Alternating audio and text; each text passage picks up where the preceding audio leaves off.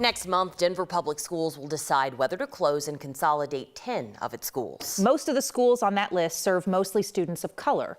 9 News reporter Luis De Leon walks us through some of the concerns from parents. Education in Denver, I do. spans generations for Milo Marquez. My grandfather attended DPS. Both of my parents met at East High School. A DPS alum and parent himself, he chairs the Latino Education Coalition. Advocating for our student population, for our Latino student population. Which is why, when the list of the 10 schools proposed for closure and consolidation was released this week by the district. So yes, we were kind of caught off guard a little. Enrollment data from the state shows that most of the schools on the list serve mostly students of color, many Hispanic and Latino students.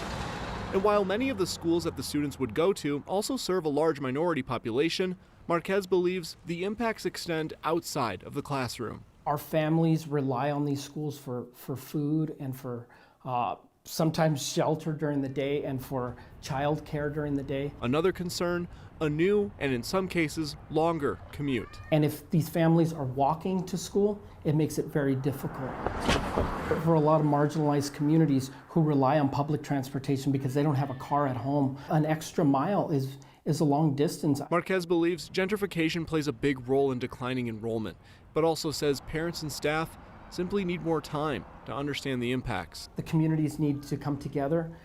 We need more time to really dig into this and figure out what kind of solutions we can come up with.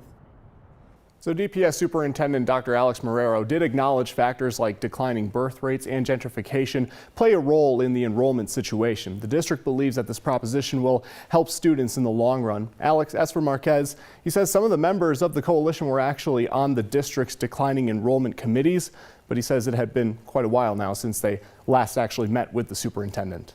Yeah, I'm so glad you did the story. The way he broke it down, food, shelter. I mean, schools provide so much for these kids. Right, and that's why they're advocating for more time for these parents to actually understand the feasibility, really, and the impacts here. Yeah, and figure out what comes next. All right, Luis, thank you. You're ineffective. Okay, look, you're a liar, we've lost Joe. You're a liar, Joe. Yeah. You're a liar, Joe. The candidates for U.S. Senate lit into each other tonight in their only televised debate. It aired on 9 News and statewide 11 days out from election night. Democratic Senator Michael Bennet and his Republican challenger Joe O'Dea got into it about whether each was being honest with voters. They also had clear disagreements about inflation and government spending. Let's bring in Kyle Clark, one of tonight's debate moderators at CSU in Fort Collins. Kyle, inflation, a top issue for voters, and that is where you guys kicked off the debate tonight. That is where we began one of the sharper debates that Colorado politics has seen in the last decade or so. Republican Joe O'Dea, thought to be slightly trailing in this race, went on the offensive early against Democratic Senator Michael Bennet for the spending that he and President Joe Biden have engaged in over the last few years. And we had a question for Bennet himself about whether Democrats have been straight with the American people with their so-called Inflation Reduction Act. Did Democrats mislead Americans by calling it that? And do you have any concerns that the plan's spending will actually make inflation worse? I don't think we misled the American people, and I don't think the spending is going to make it worse. Unlike the Trump tax cuts, this bill was actually paid for, and it would cap drug prices for seniors at $2,000 in Colorado. O'Dea also faced questions about whether he's being straight with voters. He's made a pretty fantastic claim that the world's second largest tech company, Google, is interfering in this Colorado Senate election, that they have pulled his ads in order to help Democratic Senator Michael Bennet. 9 News has investigated that claim and found no evidence. The O'Dea campaign has also provided no evidence. So tonight, we asked once and for all. So tonight, what is your specific evidence that Google has pulled your ads to interfere in this election? Kyle, they stopped my ads on abortion and how it was Googled for 2 weeks during our campaign. I stand by my decision. That's exactly what took place. You can go do your investigation. Do you have any evidence? I just told you, they pulled one of our ads for 2 weeks. That's the evidence we got. With respect, your word is not evidence, sir. Yeah. Do you have any evidence? It's there. You can find it. In fact, if you would like to look for yourself, Google puts all of its political ad spending online. It's a searchable library that you can search by candidate name. We've gone back and looked at O'Day's ads dating back to April 14th. They were not pulled for 2 weeks, as he claims. He's had an ad up on Google every single day. I want to bring in one of my co-moderators, Marshall Zellinger, 9 News political reporter, to talk about what we saw tonight. And you could tell going into tonight that Joe O'Day was looking to change the race with this debate, their only statewide debate.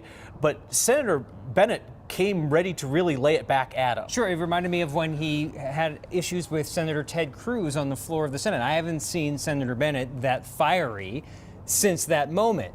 I can't remember how many times O'Day said it during the first, 5 minutes of the debate, but it was reckless spending, frivolous spending, really hitting on key points like, hey, he's the guy who's passed all these bills that have led to inflation. And O'Day asked Senator Bennett if he regretted the spending, to which Senator Bennett said he regretted the inflation as a result of the spending. Should point out that some of the spending was part of the rescue plan that helped people at a time when they couldn't work or they needed help at work, including businesses like Joe O'Day, though he paid most of that money back from the rescue plan that he borrowed from the government that he paid back. Other businesses were forgiven for their loans. So it was money. Reckless spending we heard from O'Day, and on the Bennett side we heard, he just wants the former President Trump tax cuts for the wealthy. So a lot of it dealt with money. Yeah, and a really clear ideological divide for voters to take a look at tonight, where you had O'Day, the Republican, saying this reckless spending is causing harm, and Bennett happy to say, let me detail for you where all of this money went in Colorado and how he believes that it benefited people's lives. If nothing else, the folks who tuned in tonight saw a very lively hour and a clear choice between the candidates. Marshall, Kyle, thank you for your work tonight. And just a reminder for all voters, this was the final of 6 debates that 9 News hosted. You can find those debates in full on our website, 9news.com. Guys, we'll check back in with you at 10 o'clock. The businessman from Castle Rock who helped raise millions to privately fund former President Trump's border wall and then kept some of the money for himself has been found guilty in his second trial. Timothy Shea was convicted today. He was the last defendant left in the We Build the Wall case. Former Trump advisor Steve Bannon was pardoned and 2 other defendants pleaded guilty. His first trial ended in June with a deadlocked jury. His sentencing is now scheduled for the end of January.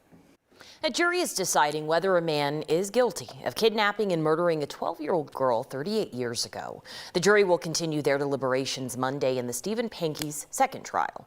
Pankey went on trial last fall for the death of Janelle Matthews. A jury could not decide if he was guilty of first-degree murder and second-degree kidnapping, so a mistrial was declared, and jurors did convict Pankey, however, of false reporting.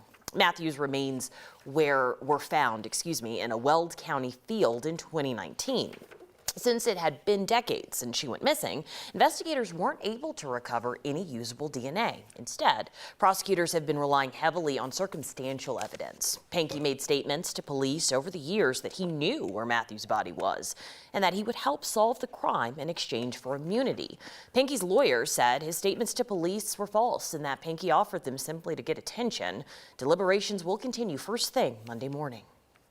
My son will be dead. Many of our sons will be dead if nothing changes immediately. A group of local parents are supporting each other and helping their kids who suffer from mental illness.